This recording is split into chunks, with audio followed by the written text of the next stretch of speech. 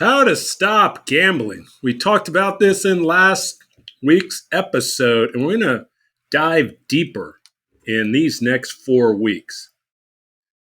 Welcome again to another episode of the 1% in Recovery podcast, where we encourage you to laugh every day. Work hard in recovery, work hard in your relationships, work hard in your job, your business, and school. Just work, and to love unconditionally. Remember, recovery is beautiful. You cannot outthink an emotional issue, and your EQ is your IQ. Now I keep telling people, tap into the community. Recovery Freedom Circle in Facebook groups. The link is down below. There you can talk about the steps, your experience, or if you have questions about the steps, whether they're the original steps or the 12 steps explained. The way that we here at Life is Wonderful is pushing to get a better understanding of who you are. Also, just if you have something motivational, inspirational, or some type of question you may be dealing with in relationships or something else that you may want to get some feedback on, or to just share something that you've accomplished, a goal, a dream. So just join Recovery Freedom Circle in the Facebook group. Now, let's jump into this week's episode.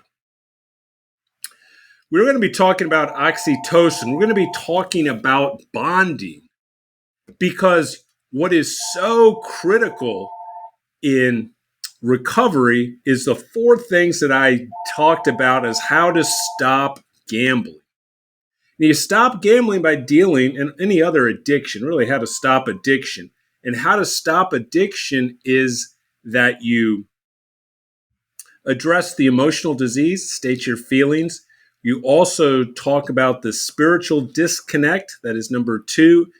And number 3, you start working on your subconscious. But what's also super important is your relationships, your connection, because addiction isolates you, makes you lonely. Loneliness is the biggest killer out there, and that is why it kills and keeps addicts away. They just don't know how to re-enter society, re-enter their families, establish friendships, real intimate, close friendships. And the way to do that is by getting and infusing your body with that natural hormone, oxytocin. And the reason why oxytocin is so vital is because it makes us get outside of ourselves. We are no longer so much into our own ego. And that is the key to getting through to addicts. And so you no longer have to do your addiction because you just love life. You love people. You love yourself. You love your higher power, God. You're just so connected. Now, how do we get oxytocin? See, that is why 12-step meetings work so well. There's a number of ways to get oxytocin, and they do 2 of them. Number 1, which is the most important, anybody can do this, is hug. They talk about a 20-second hug, especially with your lover, your partner, your spouse, someone that you truly connect with. If you can have a real hug, both arms around each other and just feel connected, not one of those what we call half-ass hugs. Vince Vaughn in Wedding Crashers described it beautifully. Not the type of hug where you put just like one arm around a person and you got your ass out and you are technically just placating each other, telling people we hug when you did not hug. You might as well have just waved. But a real hug, hugging, and that's what you get at meetings. You hug people. Once you've been going to meetings for a while, people get to know you. They just say hello. And as addicts, as people that are into recovery, just realizes how important a good hug is. And also another part of that is socialization. That's why meetings are so important. Live meetings, because you socialize. That's why virtual meetings, obviously if you can't get to something, it's better than nothing. But live meetings is that true socialization. That's why people love going to meeting up with groups, whether it's your school, your alma mater, whether it's a reunion, whether it's a wedding, even at funerals, there's that socialization. There's always this connection. And so that is so key to get that oxytocin. The other key way, he's talking about any type of lover, partner, spouse, boyfriend, girlfriend, is a kiss. And a kiss, if you have just like lips pressed upon each other, at least 6 seconds. Obviously, if you're making out, that can probably last more than 6 seconds anyway. Kissing is so vital because you connect to the other person. So you realize is that you can have such a deep, intimate relationship and bond just by hugging and kissing. Yeah, of course we want sex, and we'll get to sex here in a second. But those things are so important. Kissing is so vital. Other ways is holding hands. And that can be obviously with a child, with a parent, with a friend. There's a lot of ways. Now, obviously, guys, unless you're in maybe some other parts of the world, but here in America, two guys holding hands, people will think you're gay. And that usually doesn't happen. But two guys that are friends that have known each other hugging, we can hug each other for at least 5 seconds and just almost be there. And there's like almost those playful taps, like playful punches on the shoulder. That's all that kind of touching where you get to feel, you get that oxytocin.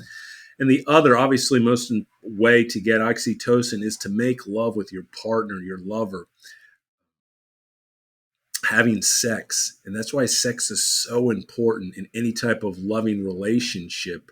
Hopefully you have it, to me, I would say at least, I say 3 times a month.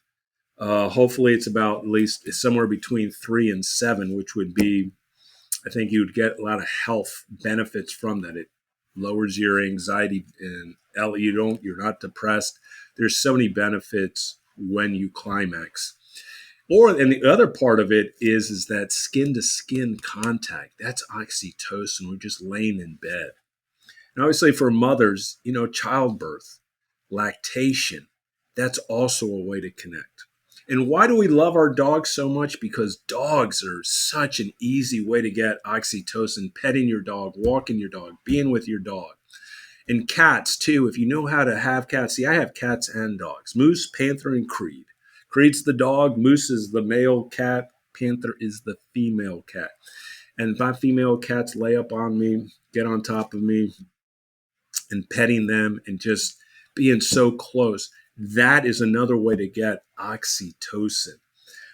Just more simple ways. We talked about socialization, but that's also why community service, if you meet up with a group and you're helping, let's say, Habit of Humanity, where you're help building a house, or you're doing some type of other community service, where you're doing some type of painting, you're collecting food, you're at a food bank, you're passing out food, you're connecting. And then, of course, just attending religious services because you're a part of that community. You're socializing with people with the same faith. All of that is a way. So I encourage you, stop, get out of this loneliness. Loneliness is the biggest killer. Once you start connecting and you start having a Rolodex, and every day you're texting someone, you're calling someone, you're seeing someone, there's no way you're ever going to go back to the drink, the drug, the bet, inappropriate sex, just zoning out in video games or mindless shopping. You will really connect with others. And so I encourage you, get out there, connect with others. And the number one way is hug. Just hug more people. Just hug, hug, hug. With that, life is wonderful. And we're going to conclude this episode of the 1% in Recovery podcast.